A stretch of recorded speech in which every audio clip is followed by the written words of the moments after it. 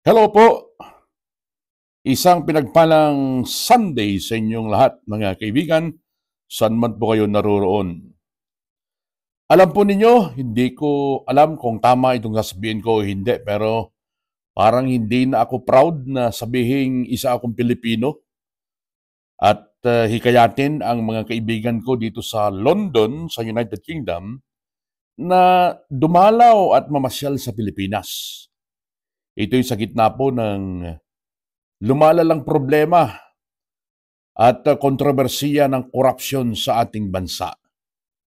Matindi, paano mo nga naman ipinagmamalaki mga kaibigan?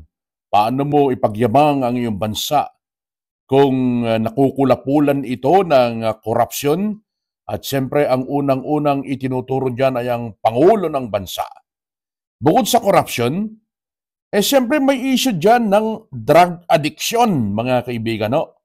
Ang problema ho nito, meron pa bang kumpiyansa kaya ang mga mamumuhunan o mga dayuhang negosyante para mamuhunan sa ating bansa kung alam nilang ang namumuno sa atin ay isang drug addict, cocaine addict, base doon sa pagbubunyag ng mismong kapatid niyang si Senadora Amy Marcos, mga kaibigan. Ano?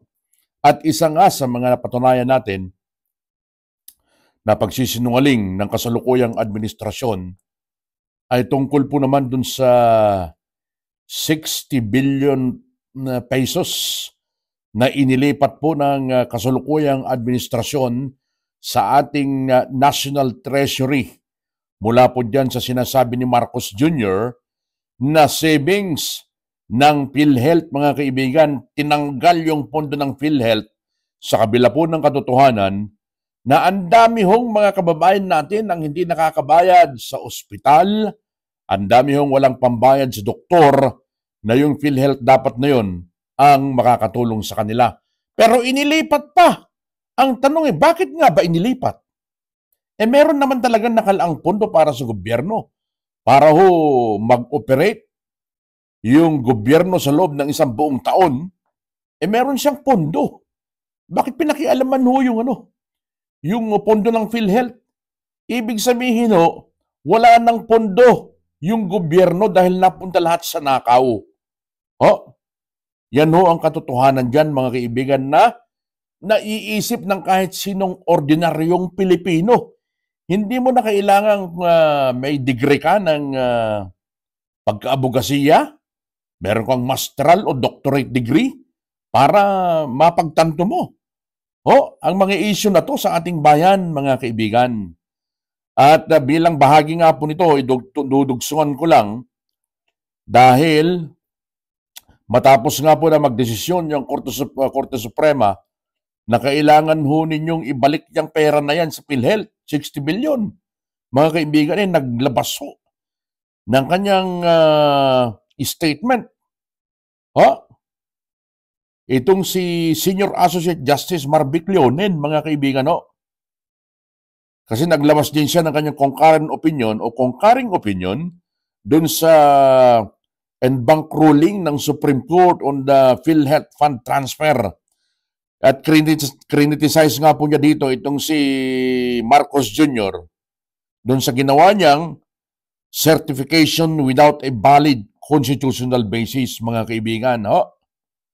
Ayon kay Associate Justice Marvic Leonen, itong si Marcos Jr.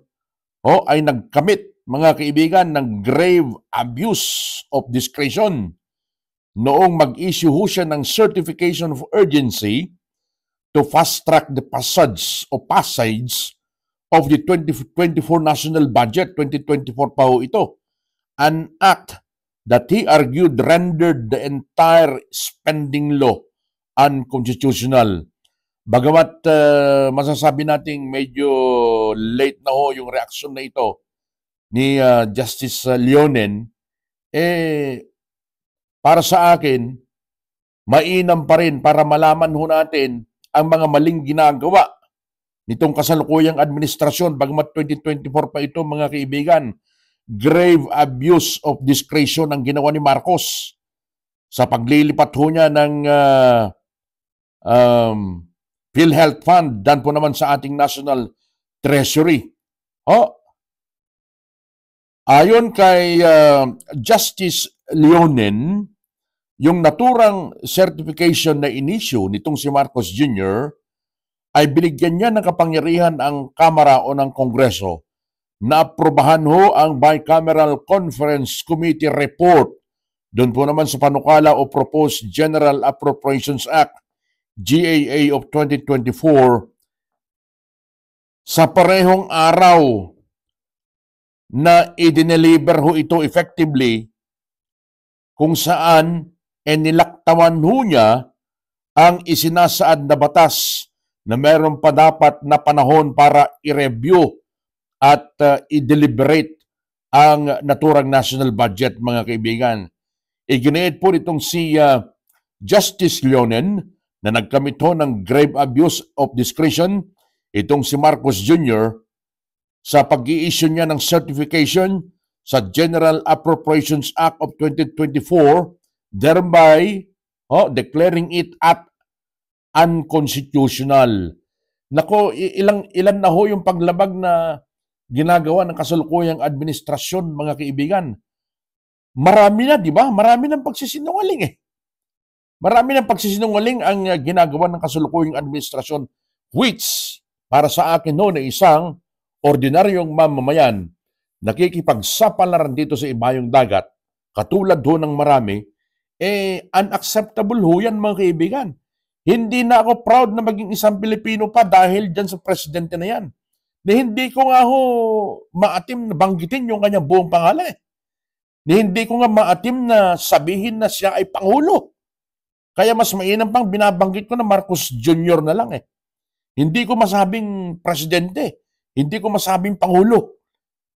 Para saan? Para saan ko siya sasabihin at igagalang na Pangulo? Wala naman siyang ginawang matino.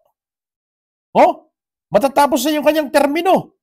Nakikipag-agawan pa sa mga legacy projects na itinayo ng nakalipas na administrasyon. Nagkukumahog na ho kasi, mga kaibigan. Kaya gusto niyang gumawa ng pangalan.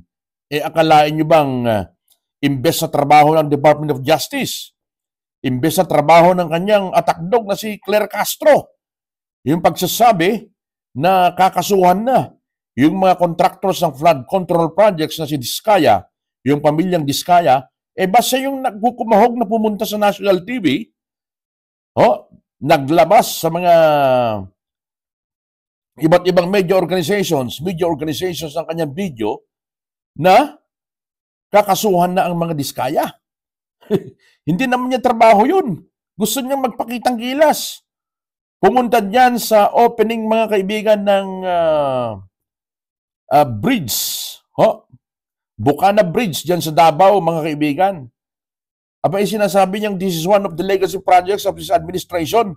Samantalang ang nagsimulan niyan nung mayor pa itong si BP Sara, mga kaibigan. Pinondohan niyan ng China. Itong si Marcos Jr., lagi niyang kinakalaban ng China ukol sa issue po ng West Philippine Sea, pero yung bridge o tulay na pinondohan po ng China, gusto niyang akuin sa kanya. Anong klaseng presidente ito? Ang tagal niyang umalis dyan, di ho ba? Ang tagal niyang umalis. Sa totoo lang, inip na ako. Malamang ganyan din ang nararamdaman ng ating mga kababayan, mga kaibigan.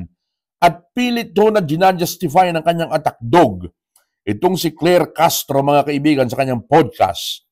Nakita ko kanina, sinabi niyang may kaugnayan pa rin daw sa health. may kaugnayan sa health. Yun pong pag-transfer ng pondo ng PhilHealth sa National Treasury. Ang sabi niya doon, may kaugnayan pa rin yan sa health. Dahil yung 60 billion daw, mga kaibigan, pagpapagawa, pondo, para magpagawa ng mga tulay at mga kalsada para makarating yung benepisyo ng PhilHealth doon sa mga taong nasa liblib na mga lugar. Tignan niyo, straight mag-isip si Auntie Claire, mga kaibigan.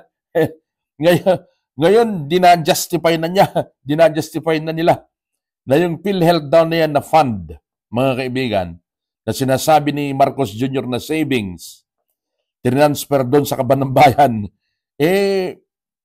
palusot na lang niya declare yan Ipampapagawa ng mga tulay, ipampapagawa ng mga kalsada para makarating yung benepisyo ng PhilHealth sa mga tao. Lukuhin mo lilong mo, lukuhin mo lelang mo. Talaga naman wala nang matinong ginawa itong gobyerno na ito. Katawa-tawa. Sa lahat po ng mga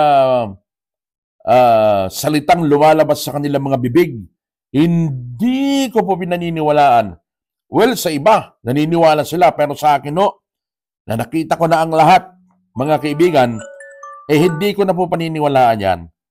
Kahit ano pang sabihin nilang pagtutuwid, pamamaluktot, wala na yan. Wala na. Tapos na. So mga kaibigan sa mga hindi pa po nakakapag-subscribe sa atin po namang Kape at Balita program, dito po sa Radyo Pilipino UK YouTube channel, kahit isang subscription lamang po, maligaya na tayo. Bye for now!